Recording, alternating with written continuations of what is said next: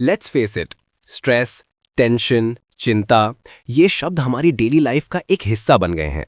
Work deadline से लेकर family struggles तक, सोशल मीडिया की एंडलेस स्क्रोलिंग से लेकर दुनिया भर की न्यूज़ तक, ऐसा लगता है जैसे स्ट्रेस ने हमारी जिंदगी के हर कोने में अपनी जगह बना ली है। लेकिन इसका मतलब ये नहीं कि हम इसे कंट्रोल नहीं कर सकते। आज हम समझेंगे कि ये स्ट्रेस आखिर है क्या, ये हमें कैसे अफेक्ट करता है, और सबसे इंपॉर्टेंट, आप सिंपल प्रूवन स्ट्रैटेजीज से अपनी शांति और हिम्मत वापस कैसे पा सकते हैं। एक लंबी गहरी सांस लीजिए, क्योंकि अब वक्त है उस शांति को ढूंढने का, चाहे बाहर की दुनिया में कितना भी शोर क्यों ना हो।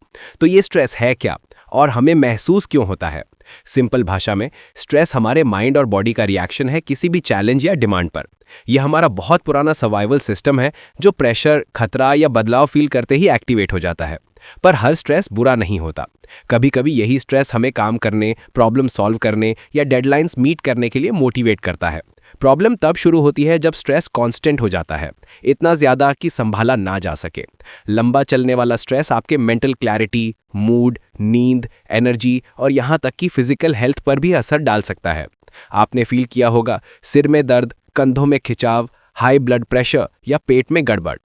यह आपके दिमाग में दौड़ते हुए थॉट्स की तरह आ सकता है या फिर लगातार बेचैनी की तरह। और इसका असर हमारे रिश्तों पर भी पड़ता है। हम चिड़चिड़े हो जाते हैं, लोगों से दूर होने लगते हैं या कुछ भी फील करना बंद कर देते हैं। एक बात समझनी बहुत ज़रूरी है, क्रॉनिक स्ट्रेस सिर्फ आपके दिमाग में नहीं होता। साइंटिस्ट्स ने रिसर्च से पता लगाया है कि लंबा स्ट्रेस आपके इम्यून सिस्टम को कमज़ोर कर सकता है, आपकी नींद को डिस्टर्ब कर सकता है, जिससे आप सारी रात बस करवटें बदलते रहते हैं।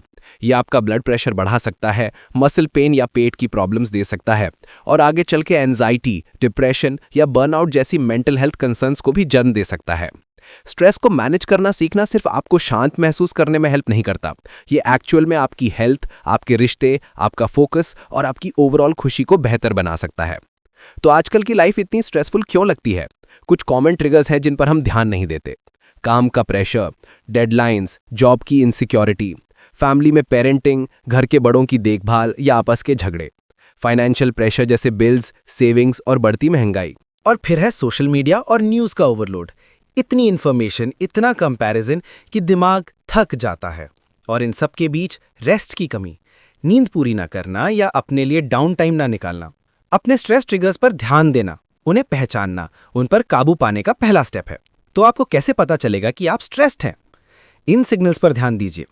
दिमाग में थॉट्स का रेस करना, किसी चीज पर फोकस करने में मुश्किल होना, नींद या भूख में बदलाव आना, जाने अनजाने में जबड़ा भेजना या कंधों में खिंचाव महसूस करना, छोटी छोटी बातों पर ज्यादा गुस्सा आना या मूड स्विंग्स होना, रोज के कामों से बचने या दूर भागने का मन करना।